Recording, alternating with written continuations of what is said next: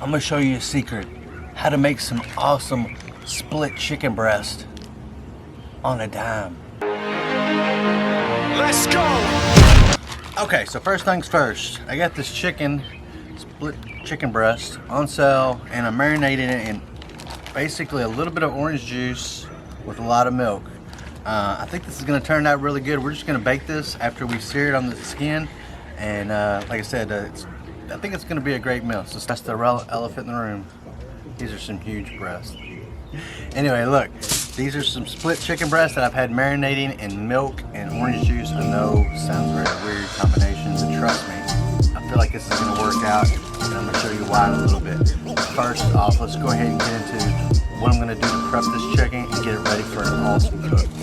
Now here, what I'm gonna do is I'm gonna actually use this duck fat spray as a binder. Sometimes I'll use olive oil, sometimes I'll use hot sauce. I've already trimmed off most of the fat on these. I'll show that maybe in another process another time. Didn't really have a lot of time for that.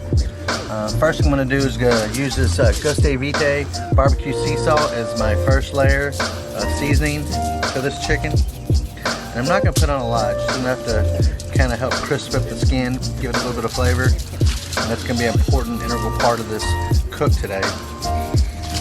And like I said, I'm just going to get all the sides seasoned with this.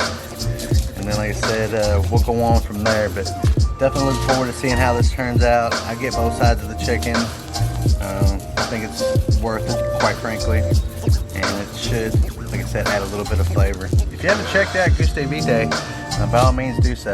Matter of fact, you can actually get a can with my face on it, which is pretty cool. This is that sweet and spicy Kentucky kick.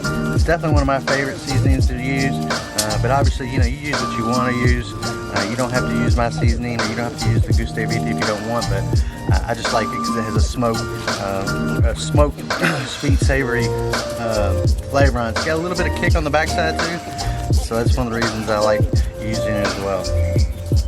With that being said, go ahead and get in both sides with this Kentucky kick, and I'm going to allow this to rest probably, I don't know, another 20-25 minutes. That way the seasoning kind of sets in to the meat, and as they always say, it kind of gets those meat sweats going.